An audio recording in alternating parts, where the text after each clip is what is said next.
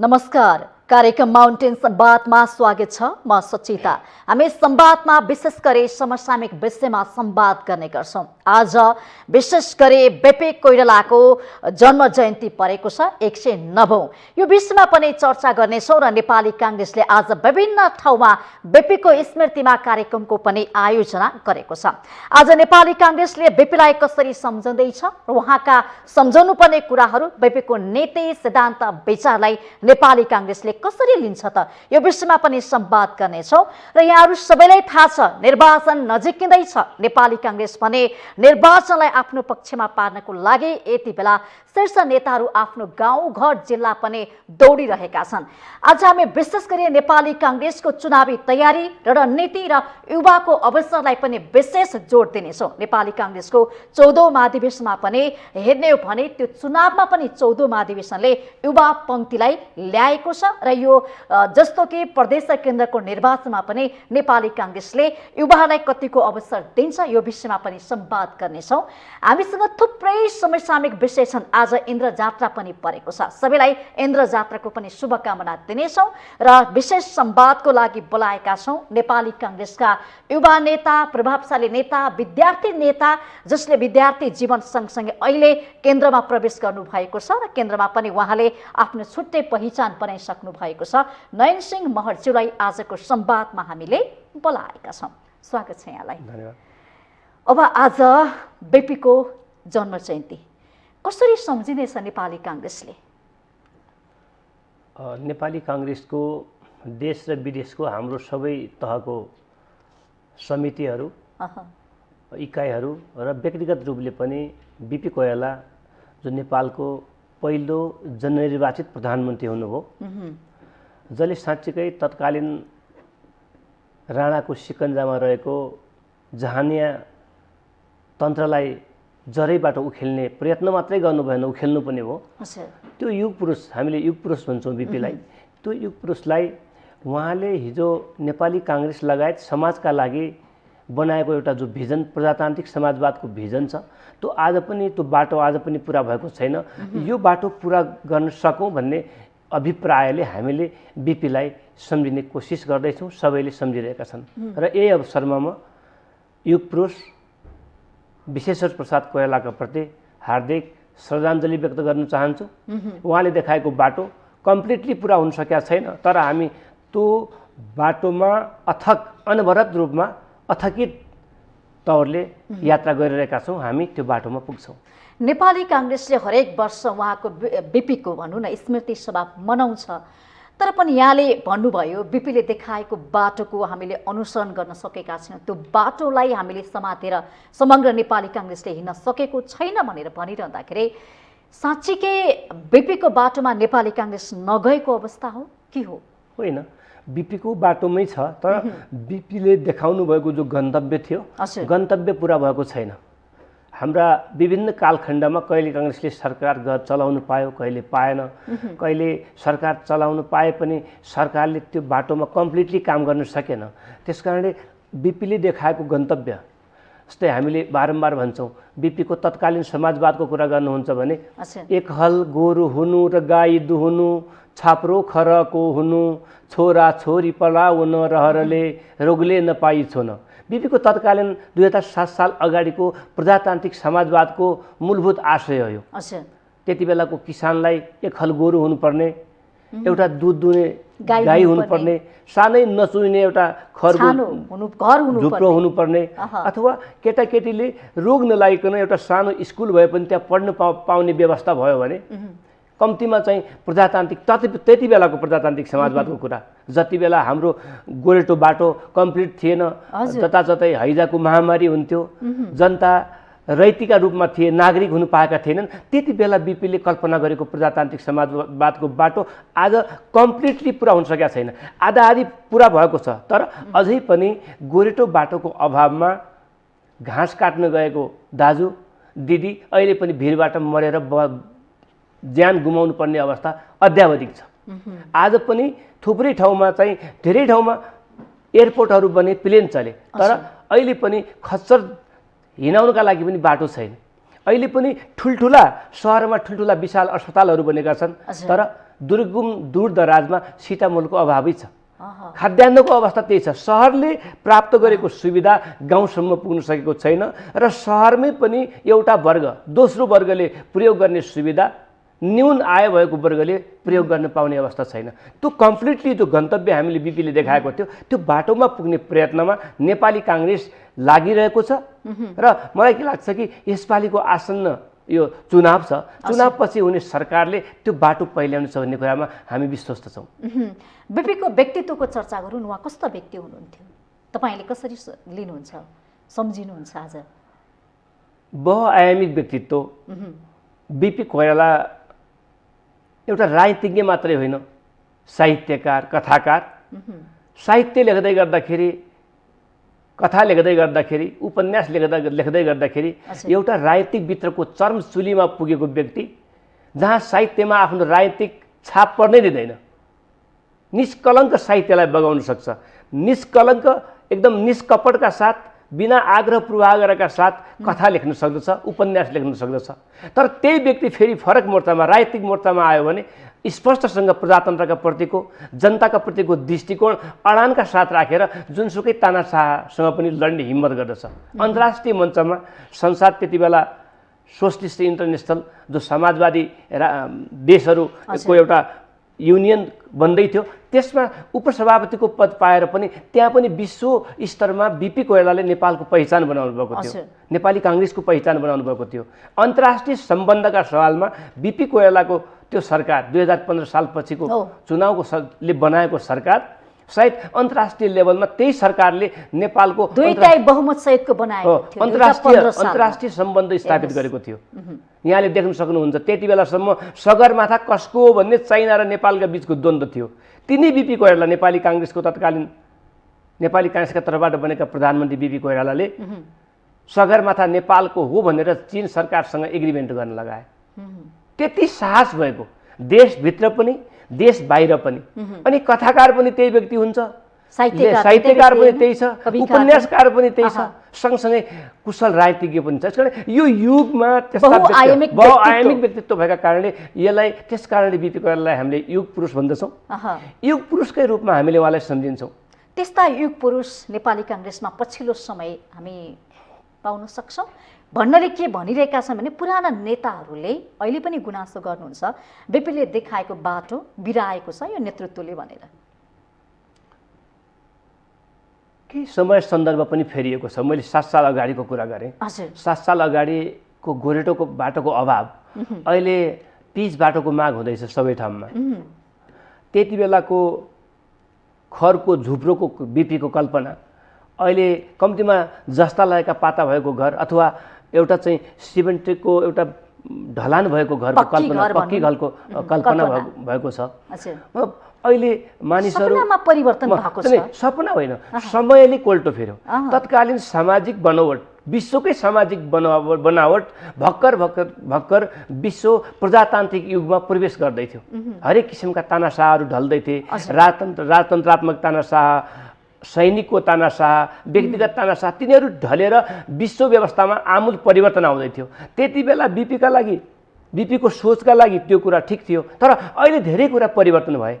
मानिस मङ्गल ग्रहमा अहिले बास बस्न कल्पना गर्दैछ विश्वले। अब हामी तत्कालीन त्यही एक हल गोरुको ठाउँमै बस्यौँ भनेपछि त काम लागेन। अहिले त नयाँ नयाँ फर्टिलाइजरहरू आइसके, प्रविधिमा तकनिकीमा नयाँ विकास जसरी भएको छ त्यो विषयलाई, त्यो चिजलाई जनताले प्राप्त गर्नका लागि आज सञ्जाल, नेट, इन्टरनेटको जुन किसिमको विकास भएको छ त्यसबाट विश्व देखिसकेका कारणले विश्व जस्तै, अमेरिका जस्तै मैले मेरो नेपाल कहिले बनाउन पाउँला, जापान जस्तै नेपाल बन्न पायो भने युरोप जस्तै नेपाल किन नबनाउने भन्ने युवाहरूका बिचमा जो उद्वेलित भएको प्रश्न छ नि, त्यसको उत्तर खोज्ने बेला भएका कारणले कन्सेप्ट पेपर, गाइडलाइन बिपीको प्रस्थान बिन्दु बिपीको विचार भए पनि बिपीको विचारमा समय आवधिक त्यसलाई चाहिँ ठिक ठाउँमा परिमार्जन गर्नु, आवश्यक संशोधन गर्नु चाहिँ जरुरी छ जस्तो लाग्छ मलाई। तर बिपीले मेलमिलाप, एकता पनि भन्नुभएको थियो, यसमा विशेष जोड दिनुभएको थियो। तर नेपाली काङ्ग्रेसभित्र मेलमिलाप र एकताको वातावरण आजको दिनसम्म हेर्ने भने देखिँदैन, ढुलमुल छ कि एकतामा बेमेल छ। बिपीले एकतामा जोड दिए पनि नेपाली काङ्ग्रेस पार्टी तत्कालीन अवस्था भने दुईटा पार्टी मिलेरै बनेको र प्रजातन्त्रभित्र आफ्ना मोडेलहरू आफ्ना विचारहरू प्रशस्तै मात्रामा अलग अलग किसिमले जाने कोसिस गर्छन्। तसर्थ चरम गुटबन्दीलाई त प्रजातन्त्रले लोकतन्त्रले चाहिँ मान्यता दिँदैन, त्यसलाई स्थान दिँदैन। तर पार्टीको हितमा, देशको हितमा, विश्वको हितका लागि के आएका नयाँ विचारहरू, नयाँ मोडेलहरू, नयाँ आफ्नो चाहिँ जो रोडम्याप छ त्यसलाई चाहिँ कतै न कतै स्थान दियो भने झन् प्रजातन्त्रले त्यसमा चाहिँ फस्टाउने मौका पाउँछ। यसले गलत हुँदैन। भनेपछि अहिले नेपाली काङ्ग्रेसभित्र एकताकै वातावरण छ, सबै मिलेको छ, गुट उपगुट यो स्वाभाविक हो। तत्कालीन अवस्थामा नेपाली काङ्ग्रेसको केन्द्रीय समितिले चुनावमा जानका लागि जुन निर्णय गरेको छ त्यसमा सर्वसम्मत निर्णय गरेको छ। तसर्थ काङ्ग्रेसमा केही मोडेलका बारेमा यहाँले जस्तै गठबन्धनका बारेमा कुरा गर्नुभयो भने यति सिट लिए भने मात्रै राम्रो हुन्छ भन्ने एउटा दाबी छ, त्यो पनि स्वाभाविक हो। अथवा होइन अहिले हाम्रो बाध्यता यस्तो छ यतिसम्म गए हुन्थ्यो कि भन्ने छ, त्यो पनि ठिक छ। यसमा विचार त आइरहेछ नि त, कुराकानी त आइरहेछ नि त। यसको जिस्टमा चाहिँ हामी सबै मिलेरै गर्छौँ। ठिक छ। बिपीको थोरै म चर्चा गर्न चाहन्छु। आज के कार्यक्रम गर्दैछ नेपाली काङ्ग्रेसले, कहाँ गर्दैछ? नेपाली काङ्ग्रेसको कतै वृक्षारोपण, बिपीलाई सम्झेर वृक्षारोपण हुँदैछ, कतै विचार गोष्ठी हुँदैछ, कतै प्रतियोगिता हुँदैछ, कतै टुर्नामेन्ट हुँदैछन् सम्मानमा। बिपी बहुआयामिक भएका कारणले कथाकारले पनि बिपीलाई सम्झिरहेको छ। नेपाली काङ्ग्रेसले मात्रै होइन, समाजका हरेक नागरिकले उहाँलाई फरक फरक आफ्नो नेताका रूपमा चिन्ने भएका कारणले, किसानका कारणले बिपीले एउटा बोल्नुभयो, राष्ट्रियताका सवालमा अर्को बोल्नुभयो, अथवा तत्कालीन समाजका बारेमा एउटा बोल्नुभयो, साहित्यकारका बारेमा अलग बोल्नुभयो, राजनीतिका बारेमा अलग बोल्नुभयो। त्यसकारण बिपीलाई जसले आफ्नो अनुसार जो सम्झिरहेका छन् उनीहरूले त्यही विधाबाट आज बिपीलाई फेरि एकचोटि पुनः स्मरण गर्दैछन्। अब म चर्चा गर्छु निर्वाचनको। निर्वाचन नजिकिँदैछ, मङ्सिर 4 गते आइसक्यो, तपाईँहरूलाई पनि चुनावको चटारो छ। नेपाली काङ्ग्रेसले चुनावी तयारी चाहिँ के कसरी गर्दैछ, कहाँ पुग्यो तयारी, अहिले के भइरहेछ? नेपाली काङ्ग्रेसले गठबन्धन सहित चुनावमा जाने सर्वसम्मत निर्णय गरेको यहाँलाई थाहा छ। हजुर। गठबन्धनको सकसपूर्ण जो वातावरण बनिरहेछ अहिलेसम्म टुङ्ग्याउन सकिएको छैन। यो पनि भागभण्डा मिलेको छैन। लेनदेनमा अलिकति मिलाउने प्रयास भइरहेको छ, अझै मिलेको छैन। दाबी तपाईँको 100 छ, 100 सिटमा छैन त दाबी? 100 सिटमा छ। नेपाली काङ्ग्रेस पार्टी पाउने त मुस्किलै देखिन्छ। नेपाली काङ्ग्रेस पार्टी भित्र लामो सङ्घर्ष गरेका नेतादेखि यहाँसम्मको पनि जेनेरेसन छ। त्यसमा पनि प्रत्यक्षमा रूपमा भोट हामीले हाल्न पाउनुपर्छ भनेर मतदाताले एकदमै भनिरहनु भएको छ। त्यो खरो विरोधको रूपमा पनि आछ। सैद्धान्तिक रूपले नेपाली काङ्ग्रेस लोकतन्त्रको पक्षपाती हो र यो पार्टीले रुखमै भोट हाल्न दिने वातावरण बनाउनुपर्छ भन्ने सेन्टिमेन्ट जबरजस्त छ। त्यो एउटा कुरा हो। अर्को कुरा, नेपाली काङ्ग्रेस पार्टीभित्र 4 पुस्ताको उपस्थिति छ। 4वटा पुस्ता भनेको एउटा अलिकति माथि यो 70को दशकभन्दा माथिको त्यसभन्दा पछाडिको 2टा पुस्ता र तपाईँहरूलाई मैले भने तपाईँ जस्तो एजको 25 देखि 40 वर्षको पुस्ता पनि नेपाली काङ्ग्रेसमा पर्याप्त छ। युवा पुस्ताको जुन स्थानीय सरकारले ल्यायो त्यो युवा पुस्ताको भोटर मात्रै भन्ने हो भने 49% छ। त्यसकारण यी सबै पुस्ताहरूको समायोजन नेपाली काङ्ग्रेसले व्यवस्थापन गर्न सकेन भने हामीलाई चुनौती छ। तसर्थ हामी यसको समायोजनतर्फ लागिरहेका छौँ। यो समायोजन भनेको अलिकति गिभ एन्ड टेक पनि हो, अवसरको समानुपातिक वितरण पनि हो। अवसर भनेको गठबन्धनका तर्फबाट प्रत्यक्ष चुनाव लड्नका लागि प्राप्त हुने सिटहरूमा पनि निर्भर हुन्छ। त्यो स्थानहरू बढी हुनुपर्छ, निर्वाचन क्षेत्रहरू बढी पाउनुपर्छ भनेर नेपाली काङ्ग्रेसको स्वाभाविक दावा छ। मलाई लाग्छ यो तुरुन्तै टुङ्गेला 2-3 दिनभित्र। तर 100 सिट पाउँदैन भनिरहेका छन् नि त अन्य सहयात्रीहरूले, हामी दिँदैनौँ। दिने भन्दा पनि गठबन्धनको आगामी सरकार निर्माण गर्ने कुरा पहिलो प्राथमिकताको विषय भएका कारणले जहाँ जसको जित्ने सम्भावना करिब थाहा हुन्छ त्यसलाई टिकट दिने अवस्था, त्यसलाई उम्मेदवार बनाउने अवस्थामा हामी पुग्यौँ। त्यो रियलाइज हामीले गर्यौँ भनेपछि नेपाली काङ्ग्रेस 100 भन्दा पनि बढी सिटमा स्वाभाविक रूपले अगाडि बढ्छ। अब यो बाँडफाँडको टुङ्गो चाहिँ कहिले लागिसक्छ त? खोइ निकै ढिला भएन? मङ्सिर 4 गते आइसक्यो। 2-3 दिनभित्रै बाँडफाँडको टुङ्गो सम्पन्न भएन भने त्यसपछि दलहरूलाई समानुपातिकको 2-3 गते लिस्ट बुझाउनु पर्छ असोजको। 1 हप्ता त्यसमा टाइम दिनुपर्ने हुन्छ र यो अलिकति पछि पनि धकेलिन सक्छ। 1-2 दिनभित्र यो निर्णय भएन भने समानुपातिकको काम सकेर अनि प्रत्यक्षतर्फ जान सक्ने अवस्था पनि त्यतिकै छ। यसले उम्मेदवार छनौटमा सकस गर्दैन, अप्ठ्यारो पार्दैन नेपाली काङ्ग्रेसलाई? नेपाली काङ्ग्रेस मात्रै होइन कि सबै दलहरूलाई समस्या पार्छ। नेपाली काङ्ग्रेसको विधानमा नै उम्मेदवारी भन्दा 1 महिना अगाडि नै उम्मेदवारी दर्ताभन्दा 1 महिना अगाडि नै उम्मेदवारहरूको टुङ्गो लगाउनु पर्ने छ भन्ने वैधानिक व्यवस्था पनि छ। र एउटा उम्मेदवार भन्नका लागि उसले आफ्नो वस्तुस्थिति आफ्नो तर्जुमा गर्नका लागि सबै कुरा व्यवस्थापनका लागि त्यो समय पनि स्वाभाविक रूपले आवश्यकता पर्दछ। तसर्थ 1 महिनाको सुविधा राखेर यो निर्णय हुनुपर्छ भन्ने हो। अब उम्मेदवारको चर्चा गरौँ। तपाईँ कहाँबाट उठ्दै हुनुहुन्छ होइन? अब यसपटक पार्टीले युवालाई कतिको अवसर दिन्छ, त्यसमा पनि महिलाहरूले प्रत्यक्षमा चाहिन्छ भनेर दाबी गर्नुभएको छ, के छ? म चाहिँ समानुपातिक विकासको अवधारणालाई कार्यान्वयन गर्ने हो भने मन्त्री प्रधानमन्त्री भएकाहरूले मात्रै आफ्नो क्षेत्रमा विकास बढी गर्ने, बाँकी ठाउँमा समानुपातिक विकास नहुने अहिलेसम्मको चलन छ। त्यसकारण 165वटै निर्वाचन क्षेत्रमा जसले पनि जहाँ लड्दा पनि हुन्छ भन्ने व्यवस्था नबनाइकन समानुपातिक सबैका लागि विकास हुँदैन, सबै निर्वाचन क्षेत्रमा समानुपातिक विकास हुँदैन भन्ने धारणा राख्ने मान्छे हौँ। तर यसका बावजुद पनि माटोसँगको सामिप्यता कतै न कतैबाट आफू आउनुपर्छ। म आफू सुदूरपश्चिमको भूगोलबाट अगाडि बढ्ने प्रयत्न गरिरहेको कारणले मेरो उम्मेदवारी कैलालीको क्षेत्र नम्बर 4बाट प्रत्यक्षका लागि आएको छ। समानुपातिकमा डडेलधुराबाट आएको छ, समानुपातिकबाट प्रत्यक्षमा कैलाली 4बाट आएको छ। त्यहाँका साथीहरूले तपाईँ जतिको साथी एकजना युवा तपाईँ आउनुभयो भने ठिकै हुन्छ भनेर सबै साथीहरूले सर्वसम्मत जिल्ला प्रदेशसम्मले 1 नम्बरमै मेरो नाम सिफारिस गर्नुभएको छ 4 नम्बर क्षेत्रका लागि। अब कुन बार तपाईँ उठ्दै हुन्छ? टुङ्गो लागिसक्यो हो?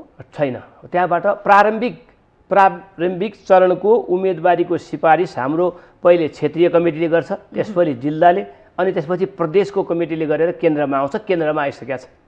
केन्द्रमा अब केन्द्रीय हाम्रो पहिले गठबन्धनले त्यो क्षेत्रलाई आफ्नो काङ्ग्रेसको लागि लिन्छ कि लिँदैन अथवा प्राप्त हुन्छ कि हुँदैन, त्यस पछाडि अनि को निर्वाचनमा उठ्ने भन्ने कुरा तय हुन्छ। त्यसका लागि नेपाली काङ्ग्रेसको संसदीय बोर्ड छ। संसदीय बोर्डले निर्णय गरे अनुसार मात्रै त्यसलाई उठ्ने नउठ्ने कुराको क्लियर हुन्छ।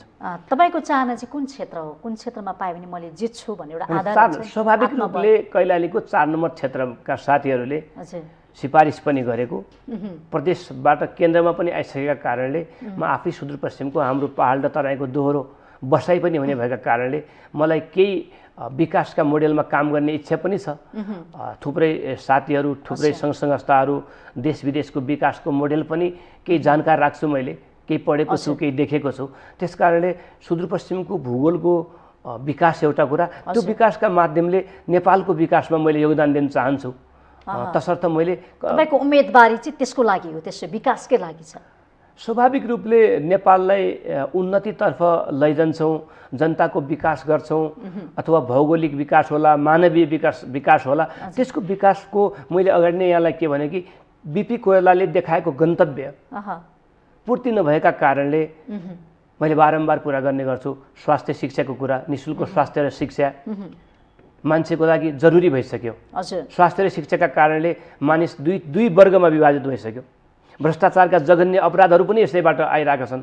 सँगसँगै व्यवस्थित र सर्वसुलभ किसिमको यातायात र सञ्चार, उद्यमशीलतासहितको रोजगार भन्ने मैले आफ्नो एजेन्डा नै बोकेर नेपाली काङ्ग्रेसको महाधिवेशन मैले कम्पिटिसन गरेको थिएँ, त्यहाँ प्रतिस्पर्धा गरेको थिएँ। त्यसको कार्यान्वयन गर्नुपर्ने बेला आएको छ र अहिले नेपाली काङ्ग्रेस लगायतका दलहरूले हिजोका गरेका केही कमी कमजोरी छन्, ती कमी कमजोरीलाई रियलाइज गरेर त्यसलाई महसुस गरेर अग्रगतिका साथ काम गर्नुपर्ने बेला आएको छ। यसमा मैले योगदान दिन चाहन्छु। सुदूरपश्चिमको समग्र विकासको लागि तपाईँको उम्मेदवारी हो, त्यसो भए यसपटकको लागि सुदूरपश्चिमको मात्रै होइन कि सुदूरपश्चिमको विकास, म जहाँ निर्वाचन लड्छु जुन क्षेत्रमा, त्यहाँ त मेरो नैतिक एउटा बाध्यता पनि भयो। अच्छा। मेरो नैतिक प्रश्न पनि मेरो अगाडि उठ्छ त्यो ठाउँको जहाँ मैले जुन भूगोलमा आफूले राजनीति गर्छु। तर त्यो पनि नेपालकै भूगोल भएको कारणले त्यहाँको विकासका माध्यमले देशलाई कन्ट्रिब्युसन गर्ने, देशलाई योगदान दिने कोसिसमा लाग्छु म। अहिले पनि जस्तै यहाँलाई कस्तो कि सेती, कर्णाली जस्ता ठुल्ठुला हाइड्रोहरूको सम्भावना छ, पञ्चेश्वरको हाइड्रोहरूको सम्भावना छ। त्यो जलविद्युतको विकास गर्न सक्यो भने देशले त कायापलट, देशमा ठुलो परिवर्तन आउन सक्छ नि त, रोजगार सिर्जना हुन सक्छ। यो भनेको एउटा कुनै जिल्ला ताप्लेजुङको विकास हुनु भनेको नेपालको विकास हुनु हो भनेर हामीले रियलाइजेसन हुने किसिमको विकासको मोडेलमा अगाडि बढ्नुपर्छ। तपाईँको उम्मेदवारीलाई तपाईँका साथीभाइ पार्टीहरूले कसरी लिएका छन्? छलफल प्रतिक्रियाहरू कस्तो आइरहेको छ? ठिक छ, आउनुहोस्, उठ्नुपर्छ भन्छन् अथवा के भनिरहेका छन्? 48 वर्षको समग्र चेतना आइसकेपछिको जीवन नै राजनीतिक जीवन भएको र अथकित रूपमा राजनीति बाहेक अरू गर्ने मौका नै प्राप्त नभएको र सरकारी सुख सुविधा 1 रुपैयाँ पनि आजसम्म प्राप्त गरिन सकेको कारणले पनि मैले दृष्टिकोणका साथ मैले यहाँलाई भने एउटा भिजन, निश्चित भिजन लिएर राजनीतिमा लागेको एकजना व्यक्ति भएको कारणले नेपाल विद्यार्थी सङ्घको करिब 3500 भन्दा बढी साथीहरूले मतदान गरिसकेपछि चुनिएको व्यक्ति हो म। एउटा अध्यक्ष भएको मान्छे हजुर हो, नेभी सङ्घको केन्द्रीय अध्यक्ष भएको हो। आजसम्म जति पनि चुनाव मैले केन्द्रीय सदस्यसम्म जिते, सबै ठाउँमा चुनावका निर्वाचनकै माध्यमले जितेको र हरेक चुनावमा मैले मेरा एजेन्डाहरू प्रस्तुत गरेर साथीहरूका माझ पुर्याएर मेरो प्रतिबद्धता भनेको यसका प्रति हो। नेभी सङ्घको अध्यक्ष हुँदाखेरि शिक्षाका प्रति म यस्तो यस्तो यो गर्छु। धेरै मागहरू पुरा भएका छन्, खुल्ला विश्वविद्यालयदेखि लिएर। तर अझै पनि शिक्षामा धेरै जटिलता छन् कि? जटिलता छ, यसलाई अझ निकास गर्नुपर्छ। अझै मैले भने नि त अझै सबै कुरा कम्प्लिट भएको छैन यो पुरा गर्नको लागि। तसर्थ यहाँले भनेको प्रश्नको मैले यति मात्रै उत्तर दिन सक्छु, एउटा प्रतिबद्ध, एउटा इमान्दार राजनीतिक कर्मीका रूपमा म आफूलाई स्थापित गर्न चाहन्छु। त्यो भनेको जनताका प्रतिको समर्पण नै हो, माटोका प्रतिको समर्पण नै हो। त्यो समर्पण भावले मैले राजनीतिलाई आफ्नो एउटा बाटोमा, गन्तव्यमा अगाडि बढाउँछु।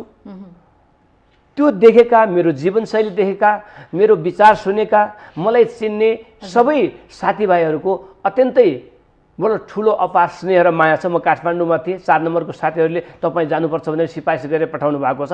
मलाई के लाग्छ, उहाँको भावना, नेपाली जनताको जुन मेरा प्रतिको भावना छ, त्यो भावनामा कुनै दिन कुठराघात हुने गरी काम मेरो हातबाट हुँदैन। तपाईँको नेतृत्व होस् आओस् भनी चाहनुहुन्छ, त्यसो भए तपाईँका जनताहरू स्वाभाविक साथीभाइहरू, मलाई चिन्ने, मलाई सुनेका सबैको राजनीतिमा यस्ता व्यक्ति आइदिएको भए हुन्थ्यो।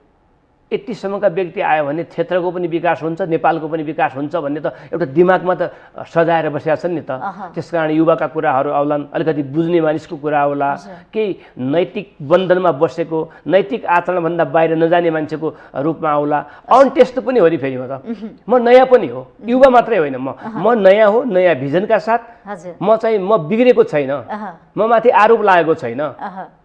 पुरानो भए कतै न कतै एउटा अवसर पाए, एउटा चान्समा डान्स गर्न सक्ने त्यो क्यापेसिटी छ भने तपाईँ त्यो अवसर खोजिरहनु भएको छ। डान्स मात्रै होइन, मौका पायो भने साँच्चीकै परिवर्तनको अनुभूति दिलाउन सकिन्छ भने ठुलो दृढ सङ्कल्प राखेर, विश्वास राखेर अगाडि गर्नु छ तपाईँ। त्यसो भए स्वाभाविक रूपले पार्टीभित्र युवालाई अवसर दिने त्यो वातावरण बनेको छ अहिले के छ?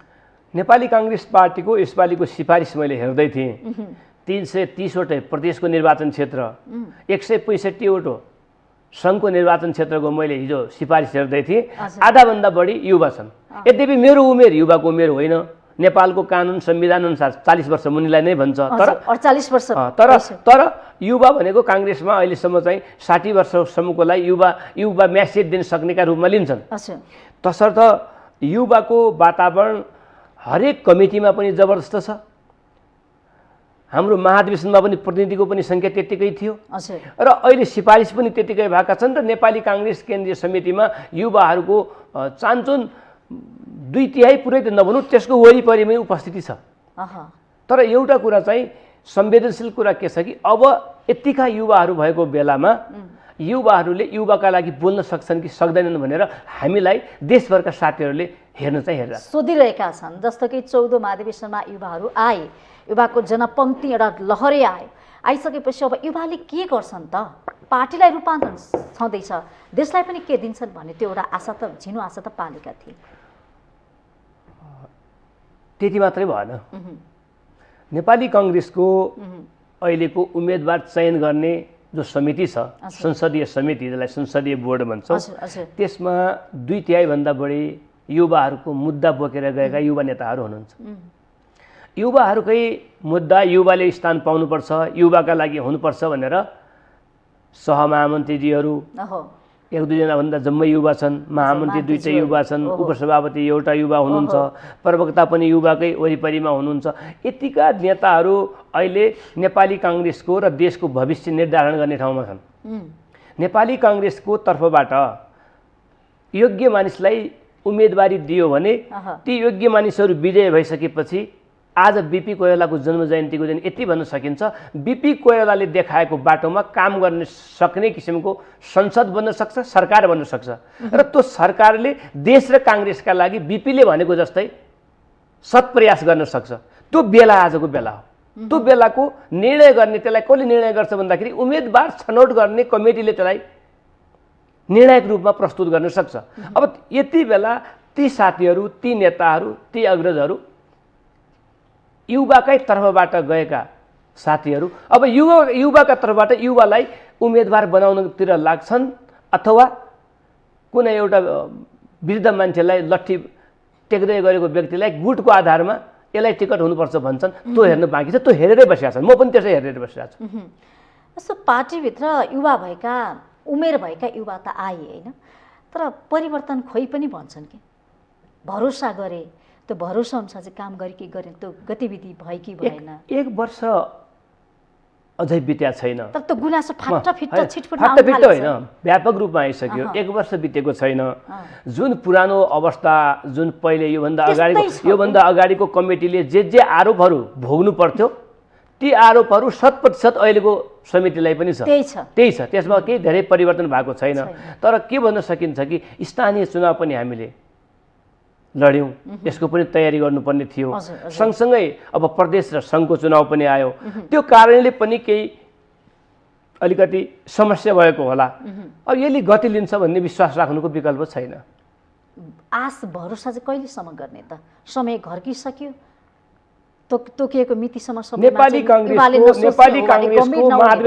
कांग्रेसको महाधिवेशन सम्पन्न भएको 1 वर्षसम्म आश मान्नुपर्ने बेला भएको छैन। किनकि त्योभित्र मैले भने नि स्थानीय चुनावमा हामीले तयारी गर्नु पर्यो होला। अहिलेको लागि तयारी गरिरहेका छौँ। धेरै केही समस्याहरूले पनि जति हामीबाट अपेक्षा गरेका थियौँ त्यहाँसम्म पुग्न सकेका थिएन होला।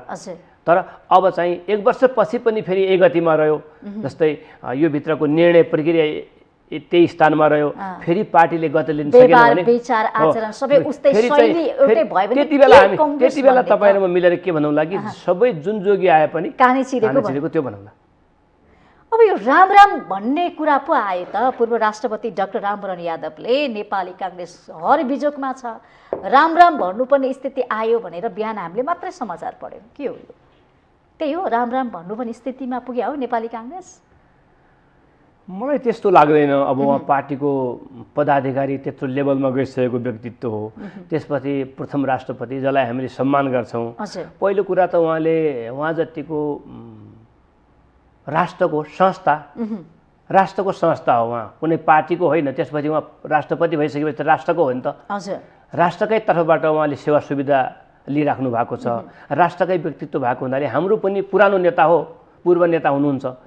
उहाँ जतिको व्यक्तिले एउटा पार्टीको बारेमा मात्रै चिन्ता गर्नुपर्ने स्थिति आएको जस्तो मलाई लाग्दैन। उहाँले देशको बारेमा चिन्ता गरेको भए, अहिले सबै दलहरूले गर्ने ड्युटीका बारेमा उहाँले कतै प्रवचन दिएको भए, अहिलेका राजनीतिक दलहरूले बिराएको बाटो यही हो, यसरी जानुपर्छ भनेको भए, देशलाई सुझाव दिएको भए देशलाई त्यसले टेवा पुग्थ्यो। अब एउटा पार्टी विशेषको उसमा सामान्य आफ्नो पुरानो नयाँ केही सम्बन्धका आधारमा आफ्ना विचारहरू पोख्नु त्यति चाहिँ उहाँ जतिको व्यक्तित्वलाई त्यति धेरै सुहाएको जस्तो लागेन मलाई। रामलाई चाहिँ उहाँले त्यसरी लिनुभयो, रामको स्थितिमा पुग्यो पार्टी, राम भन्नुपर्ने।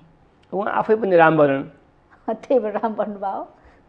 उहाँको नाम बिर्सेर राम भन्नुभयो कि राम जानकी को ठाउँमा जन्मिएको व्यक्तित्व पनि। हजुर हजुर। अब केही कुरा उहाँले मैले भने नि उहाँले देखाएको चिन्ता र चासो स्वाभाविक रूपले सम्बोधन गर्नुपर्ने छ। नेपाली काङ्ग्रेस पार्टीकै बारेमा कुरा गर्ने हो भने धेरै थोरै कुराहरू हामीले सुधार गर्नुपर्ने, दलहरू आफै सुधारिनुपर्ने, अहिले स्वतन्त्रहरूको बिगबिगी भएको बेला हामीलाई जुन जुन किसिमको आरोप लागेको छ त्यो आरोपबाट मुक्त हुनुपर्ने बेला यही हो, हामीले मुक्त हुनैपर्छ। तर पूर्व राष्ट्रपति जस्तो व्यक्तिले त्यो संस्था नेपालको साझा संस्था हो, त्यसले राष्ट्रकै बारेमा बोल्दाखेरि त्यसको गरिमा रहिरहन्छ जस्तो मलाई लाग्छ। यति मात्रै। पार्टीको बारेमा टिप्पणी गर्नु त्यति सुहाएन, स्वाभाविक भएन त्यसो भए त्यो संस्थाको लागि किनकि त्यो संस्था बापत उहाँको जुन टिप्पणी आयो रामको स्थिति भनेर कुन रूपमा लियो पार्टीले त हाम्रा लागि त त्यो सुध्रियो है भनेर हाम्रो लागि त अलर्ट गरेको जस्तो पनि भयो, सचेत गराएको जस्तो भयो। हामीलाई त फाइदै भएको छ काङ्ग्रेसलाई, त्यसले घाटा गरेको छैन। उहाँले भनेको जस्तो होइन, तर पनि उहाँले भनिसकेपछि त्यसले त काङ्ग्रेसलाई सुध्रियो है भनेको कुराका प्रति हामी सकारात्मक छौँ। तर राष्ट्रपति भइसकेको नेपालको संस्था जसले नेपालको सेवा सुविधा, राष्ट्रिय सेवा सुविधा प्राप्त गर्दछ, त्यो संस्थाको नेतृत्व गरेको व्यक्तिले चाहिँ एउटा पार्टी विशेष, एउटा व्यक्ति विशेषका बारेमा बोल्दाखेरि देशलाई पनि हित गर्दैन। उहाँले समग्र देशका बारेमा बोल्नुपर्छ। मेरो उहाँले त्यो सुझाव मात्रै। अब चुनावतर्फै हामी केन्द्रित हौँ होइन, चुनावमा अब कस्तो खालको एजेन्डा लिएर जान्छ नेपाली काङ्ग्रेस जनताको घर दैलोमा? अब विगतको चुनावलाई फर्केर हेर्ने भने घर घर जाउँ काङ्ग्रेससित एउटा अभियान चलाएको थियो, यसपटक कस्तो खालको अभियान चलाउँछ? जनमुखी कार्यक्रमहरू कस्तो खालको ल्याउँछ? जनताको साथमा काङ्ग्रेस आज हाम्रो एउटा अभियान आज सकिँदैछ। यसपछि हाम्रो उम्मेदवारीतर्फ हामी लाग्दैछौँ। यो बिचमा हामी देशका 6743 वडामै पुगेका छौँ। अनि हाम्रा सबै माथका कमिटीहरूले आफ्नो काम गरेका छ। हामीले जनतासँग हिजो गरेका वाचाहरू कति पुरा गऱ्यौँ, गरेनौँ भने के कारणले गरेनौँ, जनतासँग हामीले सामिप्य कति नजिक बनाउन सक्यौँ र अब फेरि हामी कति जनतासँगै बस्न सक्दछौँ भन्ने कुरा जनतासँगको इन्ट्रेक्सन पनि भएको छ। केही जनताका तर्फबाट हामीलाई आदेशहरू, केही सुझावहरू, केही गुनासाहरू पनि आएका छन्। ती सबैको हामीले फेरि एकचोटि केन्द्रीय समितिको बैठकमा समीक्षा गर्छौँ। भर्खरै नेपाली काङ्ग्रेसको घोषणापत्रको संयोजक, पार्टीका महामन्त्री आदरणीय विश्वप्रकाश शर्माको संयोजकत्वमा उहाँलाई संयोजक तोकिएको छ। अब कमिटी बन्छ। तर नेपाली काङ्ग्रेस पार्टीका तर्फबाट यसपटक यहाँलाई मैले के भन्न सक्छु कि मैले अस्तिको केन्द्रीय समितिको बैठकमा पनि कुरा उठाएको थिएँ। अब हामीले जनतासँग लैजाने हाम्रा प्रोग्रामहरू, हामीले गर्ने बाचाहरूको जो पुलिन्दा हाम्रो घोषणापत्र छ त्यो हामी हाम्रो उम्मेदवारी दर्ता गरेकै दिन त्यहीबाट वितरण गर्छौँ। त्योभन्दा अगाडि नै बनाइसक्छौँ, किनकि हिजोको घोषणापत्रको हामीसँग अनुभव के छ कि समयमा घोषणापत्र ठाउँमा पुगेन, एउटा कुरा। र आजसम्मको जो ठुलो बाक्लो पुलिन्दा हामीले बनाउँथ्यौँ त्यो पुलिन्दा भन्दा पनि सठिक हाम्रा ठिक विषयहरू के हुन्, जनताले कसरी बुझ्दछन्, हामी त्यो कुरा गर्दछौँ र त्यसलाई अधिकतम जनताका माझमा हामी त्यो कुरा पुर्याउँछौँ। हाम्रो कुरा यो, आजसम्म हामीले यति काम गऱ्यौँ भनेको यो काम गर्न सकेका छैनौँ। अबको 5 वर्षमा नेपाली काङ्ग्रेसको नेतृत्वमा सरकार बन्यो भनेपछि हामीले यति महिनाभित्रै, 1 वर्षभित्र यो काम सम्पन्न गर्छौँ, अर्को वर्ष यस्तो गर्छौँ, 5 वर्षसम्ममा हामीले जनतासम्म यति काम गरिसक्छौँ र हामीले कबुल गरेका बाचाहरू यसरी पुरा गर्न सक्छौँ। र पुरा गरेनौँ भनेपछि जनताले त्यति बेला हामीलाई सजाय दिँदा हुन्छ भन्ने एउटा प्रतिबद्धतासहित हामी प्रतिबद्धता कार्यान्वयन गर्ने के घोषणापत्र त लेखियो आजसम्म। मैले जहिले नै भन्ने गर्छु, उदाहरणका लागि 20% शिक्षाका लागि बजेट विनियोजन गर्ने जम्मै पार्टीहरूले लेख्यो, सबै पार्टीको घोषणापत्रमा छ, तर कहिले 20% बजेट विनियोजन भएन। यस्तो कुरा भन्दा पनि लेखिएको कुरालाई डेट क्यालेन्डरमा राखेर हामी यति महिनामा यो काम गर्छौँ, यसरी गर्छौँ, मोडेली हो, राष्ट्रियताका सवालमा हाम्रो यो हो, जलस्रोतको विकासका सवालमा यो हो, वन जङ्गल जडीबुडीका सवालमा यो हो, विदेशमा गएका युवाको स्वरोजगारको सम्बन्धमा हाम्रो प्लान यो हो, र कृषिको उत्पादन बढाउने सेक्टरमा हाम्रो कुरा यो हो। 20औं खर्बको जो आयात गर्नु परेको छ त्यसलाई रिप्लेस गर्ने सवालमा हामी यस्तो गर्न सक्छौँ भनेर एउटा कमिटमेन्ट हामीले। तर गठबन्धन गरे तपाईँ चुनावमा होमिँदै हुनुहुन्छ होइन, अनि कसरी चाहिँ नेपाली काङ्ग्रेसको छुट्टै एजेन्डा घोषणापत्र पत्याउने त? गठबन्धनको जान्छ कार्यक्रम के छ? सारभूत रूपमा हामीले धेरै संयुक्त सरकारहरू पनि चलायौँ। अहिले गठबन्धन पनि छ। धेरै मोडेलमा धेरै कुराहरू कसै पार्टीको टोटल फरक छ जस्तो मलाई लाग्दैन। नेपालको संविधानले समाजवाद उन्मुख नेपाल हामीले निर्माण गर्ने भनेका छौँ। सबैका कुराहरू त्यहाँ अटाएका छन्। अब त्यस पछाडि अहिले नयाँ विश्व भनेको पुँजीवादी व्यवस्था र साम्यवादी व्यवस्थाको फ्युजन गरेर अगाडि बढ्ने कि भन्ने किसिमको विश्वमा नयाँ अभ्यास भइरहेको छ। पुँजीवादले कमाएर यसरी च्यापेर मात्रै राख्छ। कम्युनिजमले वितरणको कुरा मात्रै गर्छ, कहाँबाट कमाउने भन्ने कुरै गर्दैन। त्यसकारण हाम्रो सोच नयाँ अहिले नयाँ चिन्तन कस्तो आइरहेछ, नयाँ प्रिन्सिपल कस्तो आइरहेछ कि पुँजीवादले कमाउने, समाजवादले वितरण गर्ने, यो बीचको बाटोबाट हामी गयौँ भने पुँजीवाद र समाजवादको दुईटै कुरालाई सम्बोधन गर्न सकिन्छ भन्ने किसिमको एउटा नयाँ कन्सेप्ट आएको कारणले गठबन्धनभित्र पनि हामी धेरै फरक टोटल फरक छैनौँ, तर न्यूनतम एउटा स्टेटमेन्ट हामीले निकाल्छौँ। गठबन्धन पनि केका लागि भन्नुहुन्छ भने देशको उन्नतिका लागि हो। अबको सरकार अमुक व्यक्तिलाई गठबन्धन त प्रचण्ड र माधवकुमार नेपालको लागि काङ्ग्रेसले बनाइदिया भन्छन् नि। हो होइन, हुँदै होइन। आवश्यकताको सिद्धान्त अनुसार बनेको 3 वर्षको कार्यकाल आदरणीय केपी ओली जो नेकपाको तत्कालीन अध्यक्ष हुनुहुन्थ्यो, उहाँले गरेको रजगत, देशलाई उहाँले कम्युनिस्टीकरण गर्नु खोजेको जो अभ्यास, जनताले त्यति बेलाको महामारीमा पाएको दुःख र सँगसँगै त्यति हुँदाहुँदै पनि जनताका अधिकारमाथि धावा त बोल्दै थिए, हुँदाहुँदा जनताको सार्वभौम सत्ताको रूपमा थलोका रूपमा जो रहेको संसद थियो, त्यो संसद असंवैधानिक तौरले विघटन गरिसकेपछि अब देशलाई यिनीहरूले भटकाडोमा हाल्छन्। लोकतान्त्रिक मूल्य मान्यताप्रति यिनको कमिटमेन्ट प्रतिबद्धता छैन भन्ने लागिसकेपछि संसद विघटनको खिलाफमा आन्दोलन पनि भयो, सर्वोच्च अदालतमा पनि मुद्दा गयो। दुईटैको बलमा अहिलेको सरकार बनेको हो। यो संविधानको रक्षाका लागि र पछिल्लो परिवर्तन 62-63 सालमा भएको परिवर्तनका लागि लागेका दलका नेताहरू समेत रहेको यो परिवर्तनकारी नेताहरूले नेतृत्व गरेको दलहरूको एउटा गठबन्धन भएका कारणले त्यति बेलाका परिवर्तन जुन हामीले नेपालको संविधानमा परिवर्तन गर्छौँ भनेका छौँ, जे मौखिक रूपले भनेका छौँ, यहाँलाई थाहा छ 7 पार्टीको बीचको अथवा 8औं माओवादीका बीचको जुन अलायन्स थियो, त्यसले कमिटमेन्ट गरेका कुराहरू केही पुरा गर्न बाँकी छ। त्यो पुरा गर्नको बेला आयो है भन्नका लागि यो गठबन्धन फेरि गठबन्धनकै सरकार अगाडि बढाउनु पर्छ भन्ने कुरा हो। यो गठबन्धन कहाँसम्म जान्छ त? त्यसो भए भविष्य कहाँसम्म छ गठबन्धनको? गठबन्धनको भविष्य धेरै लामो बनाउनु हुँदैन, किनकि यसले चाहिँ दलीय सिस्टमलाई नै अलिकति समस्यामा पार्न सक्छ। लोकतन्त्रमाथि प्रहार भन्दा पनि दलीय सिस्टम, लोकतन्त्रमाथि केही समस्या, दलीय पद्धतिमाथि केही समस्या उब्जिन सक्छ। हामीले अहिलेको बेला हिजोको जसरी केपी ओलीजीबाट जुन खतरा आयो, त्यो खतरा आउने सङ्केत अझै पनि भएका कारणले कम्तीमा 5 वर्ष चाहिँ गठबन्धनको सरकार चलाउने, जनताका लागि हामीले यसरी जान्छौँ, यति बेला यो काम गर्छौँ भनेर एउटा कमिटमेन्ट प्रतिबद्धता पत्र निकाल्ने र 5 वर्षपछि म त नेपाली काङ्ग्रेसको तर्फबाट के भन्न चाहन्छु भने मैले पार्टीमा पनि भनेको थिएँ, नेपाली काङ्ग्रेस त्यति बेलासम्म बलियो पार्टी र सशक्त पार्टी बन्नुपर्छ र देश र काङ्ग्रेसका लागि त्यसपछि आफ्नै दलीय किसिमले अभ्यास थाल्नुपर्छ। तर तपाईँले त्यो भनिरहँदाखेरि स्थानीय तहको निर्वाचनमा पनि धेरै ठाउँमा गठबन्धन गर्ने भनियो, धेरै ठाउँमा तालमेल भएन होइन। धेरै ठाउँमा नेपाली काङ्ग्रेसले आफ्नै उम्मेदवार उठाएको पनि हामी देख्न सक्छौँ। गठबन्धन नगर्ने भनेर पार्टीभित्र पनि विभिन्न खालका विरोधका स्वरहरू आए। गठबन्धन नेपाली काङ्ग्रेसलाई फाइदा गर्दैन, सिङ्गल लडौँ भनेर धेरै नेताहरूले आवाज पनि उठाए। तर तपाईँहरू अब नेतृत्वले के काङ्ग्रेसको केन्द्रीय समितिबाट पनि निर्णय भयो कि अब गठबन्धन गरेर अगाडि जाने देशको परिस्थिति आवश्यकता हो भनेर अगाडि बढेको छ। तर यो गठबन्धनको झमेला जुन देखिया छ, यो मेला जस्तो के पर्व जस्तो कहिले सकिन्छ थाहा छैन के, त्यसले निकास र निचोड दिन सकेको छैन। तपाईँ आफैले भन्नुभयो समाजवादको परिकल्पना, उन्नतिको कल्पना गरेका छौँ।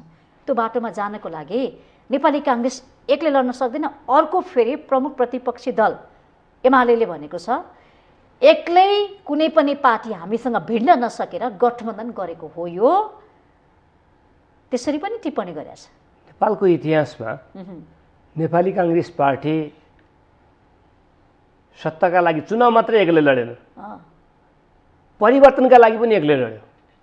जहानिया राणा सायाका विरुद्धमा नेपाली काङ्ग्रेसको नेतृत्वको आन्दोलन नै परिवर्तन गरेको हो।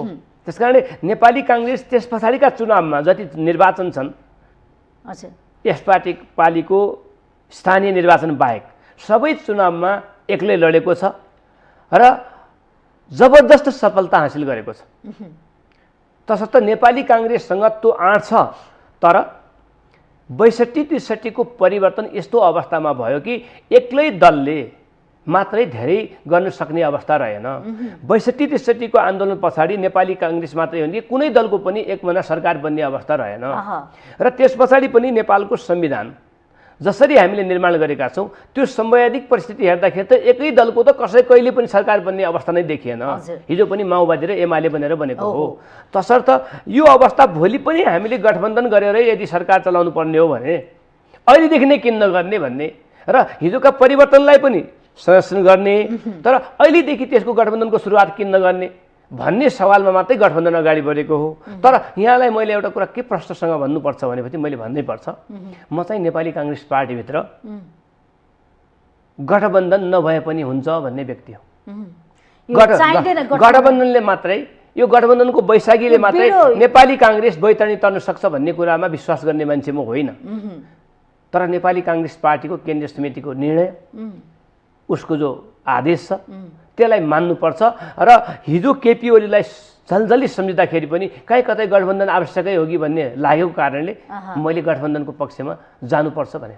भनेपछि मङ्सिर 4 पछि पनि गठबन्धन निरन्तरता हो, त्यसो भए तोड्दैन नेपाली काङ्ग्रेसले, छोड्दैन गठबन्धन। तर के आवश्यकता छ? अबको गठबन्धन कसैलाई कुनै पद दिलाउने भन्दा पनि देशलाई के दिन्छ, यसले कति वर्ष काम गर्छ हेर्दाखेरि त पदकै शक्ति के देखिया छ। यसलाई मैले के भन्न सक्छु कि गठबन्धनको सिट बाँडफाँडसँगै गठबन्धनले एउटा आगामी रोडम्याप चाहिँ क्लियर दिन सक्नुपर्छ। हामी यति वर्ष यसरी सरकार चलाउँछौँ, यो बाटोमा जान्छौँ, जनताका लागि यस्तो हुन्छ, भौतिक विकास यसरी हुन्छ, मानवीय विकास यहाँ हुन्छ, अन्तर्राष्ट्रिय सम्बन्ध यसरी स्थापित गर्छौँ। त्यो सपना खोइ त गठबन्धनभित्र आउँछ, आउनुपर्छ भनेर हामीले कुरा राखेका छौँ, त्यो हामी ल्याउँछौँ। त्यो नल्याइकन त्यसलाई साझा एउटा कमिटमेन्ट, एउटा लेटर जस्तो बनाएर जनताका सामु हामी प्रस्तुत गर्छौँ। भनेपछि यो गठबन्धनबाटै जनताले सुखको सास फेर्न सक्छन्। त्यसो भए 5 वर्ष अभ्यास हामी त्यो गर्छौँ। किनकि हिजो हामीले संयुक्त आन्दोलन गऱ्यौँ, नेपालको संविधान पनि सबैले मिलेरै बनायौँ। नेपालको संविधान बनाइसकेपछि त्यसको कार्यान्वयन अगाडि बढेको छ। त्यसले निर्दिष्ट गरेका कुराहरू केही हामीले नैसर्गिक अधिकारका रूपमा राखेका छौँ। मान्छेको रोजगारीको कुरा, शिक्षाको कुरा, स्वास्थ्यको कुरा, खाद्यान्नको कुरा, संस्कृतिको कुराहरू, केही आधारभूत केही फन्डामेन्टल राइट्सहरू हामीले भनेका छौँ, अधिकारहरू। त्यो अधिकारको कार्यान्वयन गर्ने एउटा बाटोसम्म पुग्नका लागि हामीले यो 5 वर्ष चाहिँ गठबन्धनका साथ जान सक्यौँ भने सजिलो हुन्छ भन्ने कुरा। यो गठबन्धनको प्रधानमन्त्री चाहिँ को भन्छ त? त्यसो भए तपाईँले 5 वर्षसम्म जान सक्यो भने गठबन्धनले पनि निकास दिन सक्छ, विकास हुन सक्छ भन्नुभएको छ नि तपाईँले। गठबन्धनको प्रधानमन्त्री चाहिँ को भन्छ त? त्यसो भए नेपालको संविधान र नेपाली काङ्ग्रेसको विधानको कुरा पहिले मैले यहाँलाई कुरा गर्छु। हजुर, नेपालको संविधानले के भन्छ कि बहुमत प्राप्त दलको संसदीय दलमा जितेको नेता जो छ त्यही प्रधानमन्त्रीलाई नियुक्त हुन्छ भनेको छ, जसले मसँग बहुमत छ भनेको छ। अथवा एउटै दलको भएन भने 2-3 दल मिलेर जसले बहुमत देखाउन सक्छ त्यही नेता बन्ने भनेको छ। अब त्योभन्दा अगाडि के गर्नु पर्यो? संसदीय दलमा पनि बहुमत जुटाउनु पर्यो, आफ्नो पार्टीभित्र पनि बहुमत जुटाउनु पर्यो। 1, त्यसभन्दा अगाडि के गर्नु पर्यो? आफै सांसद जित्नु पर्यो। 2, त्यसभन्दा एक चरण अझ अगाडि छ, पहिले काङ्ग्रेसको के हुनु पर्यो? उम्मेदवार बन्नु पर्यो। यी चरणहरू पार गरिसकेपछि पार्टीले निर्णय गरेको संसदीय दलको बहुमत प्राप्त व्यक्तित्व जुनसुकै पनि नेपालको प्रधानमन्त्री हुनु पाउने भयो। पहिलो कुरा यो प्रावधान, यो कानुनी व्यवस्था कुरा गरेँ मैले। अब दोस्रो कुरा को बन्ला त भन्दाखेरि नेपाली काङ्ग्रेस पार्टीको नेतृत्वमा अहिले के छ? गठबन्धनको सरकार छ। त्यही गठबन्धनका प्रधानमन्त्री नेपाली काङ्ग्रेसका पार्टी सभापति शेरबहादुर देउवाको नेतृत्वमा निर्वाचन सम्पन्न हुँदैछ। तसर्थ जुन व्यक्तिले जुन पार्टीको नेतृत्वमा चुनाव सम्पन्न हुन्छ त्यही व्यक्ति र त्यही पार्टी सरकारमा सिधै बालुवाटारबाट बहिर्गमन हुने अवस्था राम्रो हुँदैन। भागवण्डा नै गर्नु पर्यो भनेपछि अर्को लटमा अर्को त्यसैको बिचको चाहिँ अर्को भागवण्डामा अर्को समयमा अर्को प्रधानमन्त्री हुन सक्छ, बाँडफाँड हुन सक्छ। तर रेगुलरको कुरा, क्रमागतको कुरा गर्ने हो भने जुन पार्टी र जुन व्यक्तिको नेतृत्वमा निर्वाचन सम्पन्न भएर बहुमत आउने स्थिति निर्माण भयो भने, त्यही पनि बहुमत आउने स्थिति निर्माण भयो भने मात्रै हो। त्यो देख्नुहुन्छ कि देख्नुहुन्न बहुमत आउने चाहिँ? बहुमत त गठबन्धन नै गयो भने त बहुमतको त केही समस्या भएन। गठबन्धनको माध्यमले बहुमत, हामीले त नेपाली काङ्ग्रेस एक्लै पनि, हाम्रो निर्णय त फेरि अर्को छ। नेपाली काङ्ग्रेसको नेतृत्वमा बहुमतको सरकार निर्माण गर्नका लागि गठबन्धन आवश्यक भएका कारणले गठबन्धनमा जाने भन्ने निर्णय गरेका छौँ फेरि हामीले। यदि त्यो भएन र गठबन्धन मार्फतै पनि जानुपर्ने भयो भने त्यो सरकारको नेतृत्व नेपाली काङ्ग्रेस र वर्तमान जसले नेतृत्व गरिरहेको छ त्यही हुने सम्भावना। उहाँले इच्छा राख्नुभयो भने उहाँ हुन सक्नुहुन्छ। त्यो त उहाँको इच्छा हो, त्यो उहाँको इच्छा हो। पार्टीको चाहना हो त उहाँलाई फेरि प्रधानमन्त्री बनाउने? मैले यहाँलाई भने नि, जुन पार्टी र जुन व्यक्तिको नेतृत्वमा निर्वाचन सम्पन्न गरेर नयाँ सरकार फेरि निर्माण गर्ने वातावरण नयाँ सरकार निर्माण गर्ने अवस्था आयो भने गठबन्धनको, त्यो हुनसक्छ भनेको मैले। अब उहाँले पहिले त्यसको लागि इच्छा पनि राख्नु पर्यो। मैले तपाईँलाई त्यो त कानुनी प्रावधान त पहिले नेताको नाम आएको छ, राष्ट्रपति बन्नको लागि, प्रधानमन्त्री बन्नको लागि पार्टीभित्रमा व्यक्तिको नाम त मैले लिएन। तर कुरा चाहिँ के हो कि हरेक 165 र हरेक समानुपातिक 275 टोटल सांसद नेपाली काङ्ग्रेसको प्रधानमन्त्री बन्न सक्ने योग्यता राख्नुहुन्छ। किनकि त्यो तलको क्राइटेरिया पुरा गरेर नै ऊ कहाँ आउँछ? संसदमा आउँछ। प्रतिनिधि सभामा पुगेको हरेक सांसदले प्रधानमन्त्रीको कुरा गर्ने हो भने हरेकले त्यो योग्यता राख्छ। त्यो योग्यता पास गरिसकेका हुन्छ नि त। यो योग्यता पास गरिसक्नु पर्यो भनेपछि उसले पास गरेको हुन्छ। त्यसपछि अब योग्यता राख्दछ, तर त्यहाँ योग्यता राख्छ भन्दै गर्दाखेरि मैले भने बहुमत जुटाउने कुरा, त्यहाँको चाहिँ गठबन्धनको कुरा, यो परिवेशले कसलाई भनेपछि गठबन्धन पनि फेरि पनि सत्ता र शक्तिकै लागि जस्तो देखियो नि तपाईँले भनिरहँदाखेरि, बुझाइरहँदाखेरि। बहुमत ल्याएर काङ्ग्रेसकै सरकार बनाऊ भन्ने देखियो नि त हैन? सत्ता र शक्ति बिना त सरकार अगाडि बढ्नै गाह्रो हुन्छ। सत्ता र शक्तिको सदुपयोग गर्ने हो। सत्ता र शक्ति त सरकारसँग हुन्छ नै, तर त्यो सत्ता र शक्ति त्यो सत्ता र शक्ति प्राप्त गरिसकेपछि, सरकार निर्माण गरिसकेपछि त्यसले जनताको पक्षमा काम गर्ने स्पष्ट आफ्नो भिजन चाहिँ दिनुपर्छ। स्पष्ट दृष्टिकोण, मेरो बाटो यो हो, मेरो मोडेल यो, यसरी जान सक्छु म। त्यो दिन सकेका छैन तपाईले? स्पष्ट खाकाको कुरा गर्नु, चुनाव अगाडि 1 वर्ष गठबन्धन सरकार बनेको, न्यूनतम काम कर्तव्य अधिकारको कुरा गर्ने हो भने हेर्नुस् त, न्यूनतम साझा कार्यक्रम हिजो पनि आएको थियो सरकार निर्माण हुने बेला पनि। अब हामी चुनाव जानुभन्दा अगाडि गठबन्धनले 5 वर्ष गर्ने कामहरूका बारेमा हामी एउटा प्रतिबद्धता पत्र चाहिँ जनताका लैजान्छौँ। तर गठबन्धन बिचमा तोडिन पनि सक्छ है। गठबन्धनभित्र उपगठबन्धनको चर्चा चलेको छ, वाम एकताको चर्चा छ, पुरानो कम्युनिस्टहरू एक हुने, कम्युनिस्टलाई धोका हुन पनि सक्छ नि त। अब असम्भव भन्ने कुरा त्यही पनि राजनीतिमा त झन् छैन भन्छन्। अब त्यसैमा पनि यहाँको कुरा कस्तो कि अब जहाज दुर्घटना हुनसक्छ, जहाजमै चढ्दैन, म विराटनगर जाँदै जान्न भन्ने कुरा पनि त भएन नि त। दुर्घटना भयो त्यसलाई अब दुर्घटना हुँदैन भन्ने कन्सेप्ट हो नि त। जहाजमा गरेर त्यो विश्वास चाहिँ छ कि छैन? त्यो विश्वास छ। त्यो विश्वास बिना त कामै गर्न सकिँदैन। त्यो दृढ सङ्कल्पका साथ गठबन्धन अगाडि बढ्छ। गठबन्धनले धोका दिँदैन, गठबन्धनका सहयात्रीले त्यो विश्वासलाई, अहिले त्यो छुट छैन। किनकि हिजो माओवादी र एमालेको गठबन्धनले स्थिर सरकार दिन्छौँ, समृद्ध नेपाल बनाउँछौँ भन्ने एउटा ठुलो कन्सेप्ट जनता कहाँ दियो। जनताले भाव विहल भएर भोट हाले, सरकार बन्यो। तर त्यो सरकारले पुरा जनताका प्रति तुषारपात गरेका कारणले त्यो भोगाई दलहरूका भित्र पनि छ, यस्तो गर्नुहुन्न है भन्ने कुरा, र जनताले पनि त्यसलाई फेरि वास गरिरहेछन्। तर काङ्ग्रेस चाहिँ गठबन्धनभित्र लम्पसारै पर्यो है? होइन, लम्पसार कसरी पर्छ? नेपाली काङ्ग्रेस गठबन्धनभित्रको नेतृत्वकर्ता दल हो। यो अहिले सरकारभित्र रहेका पार्टीहरू सबै पार्टीभन्दा ठुलो पार्टी हो। अझै यसले चाहिँ निर्वाचन सम्पन्न गर्दैछ यो सरकारले। यस पछाडि पनि तर कमजोर छ के नेपाली काङ्ग्रेस? जति शक्तिशाली हुनु पर्थ्यो, जति उपस्थिति हुनु पर्थ्यो, जति सशक्त हुनु पर्थ्यो हैन? कमजोर त तर नेपाली काङ्ग्रेसको आवाजहरू, जनताका बोलीहरू कमजोर त भयो त। कमजोर त हामी 56 सालको किन सुस्त त्यो ऊर्जा, उमङ्ग, उत्साह नेपाली काङ्ग्रेस भित्र छैन? पुरानो पार्टी, जेठो पार्टी, अभिभावक पार्टी त भन्छौँ, तर खोइ त्यो अभिभावक जस्तो भूमिका देखिएन। 56 सालको चुनाव पछाडि नेपाली काङ्ग्रेसको शक्तिमा हरास आएकै हो। बिचको माओवादी जो सशस्त्र द्वन्द्व भयो र त्यसपछि लोकतान्त्रिक गणतन्त्र स्थापना भइसके पछाडि हामीले एक महिना सरकार निर्माण गर्न सकेका छैनौँ। पछिल्लो संविधानको कारणले झन् समस्या नै छ। हाम्रो ओज क्रमागत रूपले घट्दै आएको हो। यसलाई हामी बढाउनका लागि बल्ल तल्ल स्थानीय चुनावमा हामीले आफ्नो शक्तिलाई सबैभन्दा मजबुतीका साथ अगाडि बढाएका छौँ।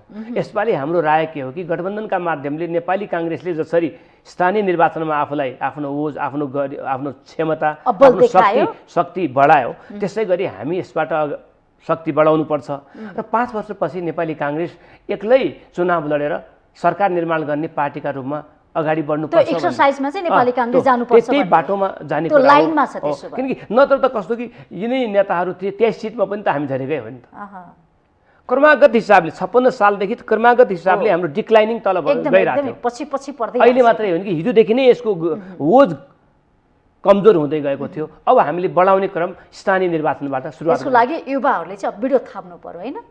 युवा पुस्ताले चाहिँ अब परिवर्तन स्वाभाविक रूपले युवाहरू सक्षम भइसकेका छैनन्।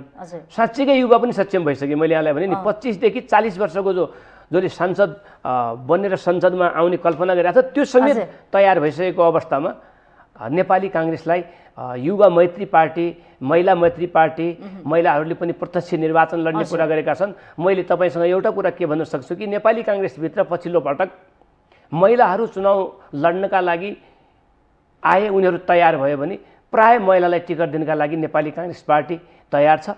त्यसका लागि एउटा वातावरण बनाउने कोसिस हुँदैछ। र युवाका सन्दर्भमा एउटा कुरा मात्रै के भन्न सकिन्छ कि फेरि पनि युवा साथीहरू उम्मेदवारी वितरण जो कमिटी छ, जो बोर्ड छ, त्यहाँ प्रशस्तै हुनुहुन्छ। उहाँले युवाहरूका पक्षमा आवाज उठाएको, त्यो कार्यान्वयन गराएको हेर्नका लागि लाखौँ युवाहरू यसो समयको पर्खाइमा छन्। त्यो आवाज उहाँहरू हिजो युवाकै तर्फबाट त्यहाँ जानुभएको हुनाले आउँछ कि आउँदैन। मैले फेरि के भने कि एउटा अशक्त मानिसलाई बोकेर आफ्नो गुटको टिमको आधारमा यसलाई टिकट दिनुपर्छ भनेर उहाँ लाग्नुहुन्छ कि साँच्चीकै पार्टीको परिवर्तनका पक्षमा, सशक्त युवाको पक्षमा उहाँको आवाज उठ्छ, त्यो हेरेर बसेका छन्। संवादको लागि धन्यवाद यहाँलाई। धन्यवाद सञ्जयजी। हजुर, आज हामीले कार्यक्रम माउन्टेन संवादमा नेपाली काङ्ग्रेसका युवा नेता, प्रभावशाली नेता नयनसिंह महर्ज्यूलाई बोलाएका थियौँ। कार्यक्रमबाट म पनि बिदा हुन्छु। माउन्टेन टेलिभिजन HD हेर्दै रहनुहोला। नमस्ते।